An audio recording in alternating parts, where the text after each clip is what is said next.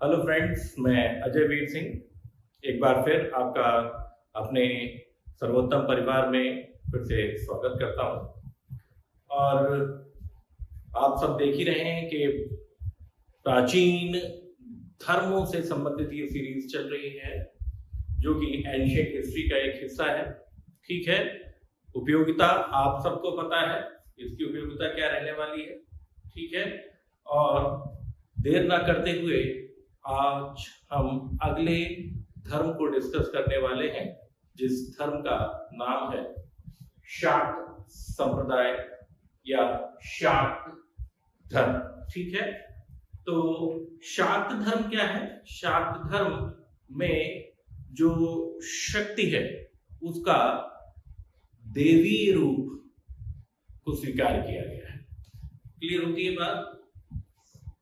और इस धर्म में अगर हम देखें कि शाक्त संप्रदाय हिंदू धर्म के 3 प्रमुख संप्रदायों में से एक है। क्लियर होती है बात? और आदि शक्ति अर्थात देवी की उपासना करने वाला संप्रदाय क्या है? शाक्त संप्रदाय। तो जैसा मैंने भी आपको बताया, देवी की उपासना करने वाला संप्रदाय शाक्त संप्रदाय। ठीक है, और आप सब तो देख ही रहे हैं कि नवरात्र चल ही रहे हैं, और नवरात्रों के समय में शाक्त संप्रदाय, आप जानते हैं कि यहाँ पर इस समय जो हम शक्ति का जिस रूप को हम पूजते हैं वो क्या है? वो देवी का ही रूप है। तो आइए इस टॉपिक को थोड़ा सा देखते हैं, इसके कुछ इंपॉर्टेंट बिंदुओं को डिस्कस करते हैं। ठीक है, तो आइए देख लेते हैं, आगे बढ़ते हैं। तो आदि शक्ति अर्थात देवी की उपासना करने वाला संप्रदाय शाक्त संप्रदाय। क्लियर हो गई बात? आगे देखिए, इस संप्रदाय में सर्वशक्तिमान को क्या बोला गया? देवी माना गया। ये जो सर्वशक्तिमान कौन है? देवी। क्लियर होती है बात? आगे देखिए, कालिका पुराण। कालिका पुराण क्या है? कालिका पुराण में शाक्त, ये कालिका पुराण जो है ये शाक्त धर्म से संबंधित है। पहली बात समझिए, इसे काली पुराण भी बोला गया है। ठीक, इसका जो इस पुराण का जो संकलन है वो कहां? असम क्षेत्र में हुआ है। क्लियर? आगे देखिए, इसमें कामयाख्या या काली का दिव्य स्त्री शक्ति के रूप में क्या है? मान्यता मिली हुई है। ये ध्यान रखिए। तो कामयाख्या यानी काली मां का स्त्री शक्ति के रूप में पूजन कहां? कालिका पुराण में दिया गया। ठीक है, ध्यान रखिए। आगे बढ़ते हैं, अगला बिंदु देखिए, शैव धर्म के साथ शाक्त धर्म का घनिष्ठ संबंध है। तो शैव धर्म क्या है? जो शिव की उपासना करते हैं, मैंने आपको बताया। तो शिव के साथ एक शक्ति और है। क्या? वो शक्ति कौन है? वो पार्वती। ठीक है, और पार्वती क्या है? वो भी एक शक्ति का ही रूप है और देवी तो है ही। तो इसीलिए शैव धर्म और शाक्त धर्म का क्या हुआ? नजदीकियां हैं और इनका घनिष्ठ संबंध है। ये धर्म भी प्राग ऐतिहासिक युग तक, यानी प्राग ऐतिहासिक युग तक ही प्राचीनता रखता है अपनी, क्योंकि देवी का रूप जो है, आप देखेंगे कि सिंधु घाटी की सभ्यता में भी आप पाएंगे कि देवी का रूप पाया गया है। ठीक है, तो आप देखेंगे देवी का रूप कहां से? सिंधु घाटी की सभ्यता से भी देवी को का पूजन होना शुरू हो जाता है। ठीक है, और देवी के रूप में आप देखेंगे सिंधु घाटी की सभ्यता में ये जो धरातल है इसको मां माना गया है। ठीक है, आइए आगे देखते हैं। वैष्णो देवी का मंदिर देवी के 100वें रूप का मंदिर है। यानी वैष्णो देवी का मंदिर कहाँ है? ये जम्मू कश्मीर में है, और जम्मू कश्मीर में कहा? कटरा में।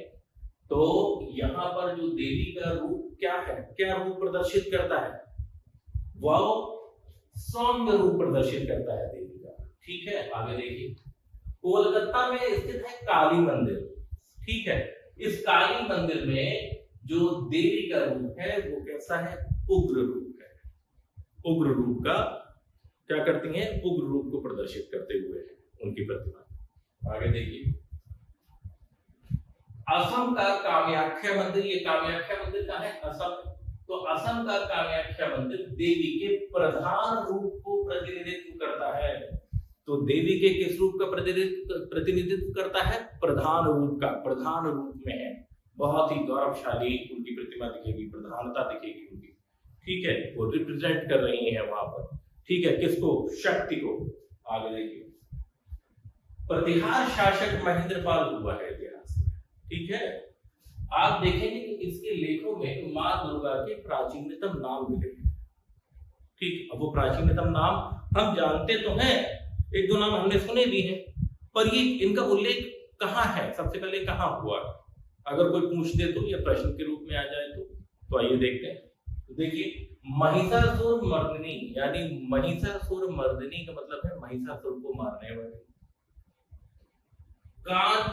कांचन देवी, ठीक है, तो कांचन देवी, अंबा, ये तीन नाम प्रतिहार शासक महेंद्रपाल के लेखों से किसके पता चले हैं? हमें मां दुर्गा के पता चले। आगे देखिए, राष्ट्रकूट शासक हुआ है अमोघ वर्ष। ठीक है, और अमोघ वर्ष जो है वो महालक्ष्मी का उपासक है, यानी लक्ष्मी का एक रूप और आपको यहाँ दिखाई देता है, यानी लक्ष्मी के रूप में भी इनको, लक्ष्मी को भी क्या माना गया? देवी माना गया। क्लियर हुई बात? आइए, शाक्त संप्रदाय के तीन प्रमुख केंद्र हैं। शाक्त संप्रदाय, या ये कहें कि शाक्त संप्रदाय में या शाक्त धर्म में अगर आप देखें कि इसकी उपासना के, शाक्त उपासना के तीन प्रमुख केंद्र हैं। तो सबसे पहला कहाँ है? कश्मीर, वैष्णो देवी में से। दूसरा कहाँ है? आप देखिए, दूसरा कहाँ है? कांची में। और तीसरा कहाँ है? असम में।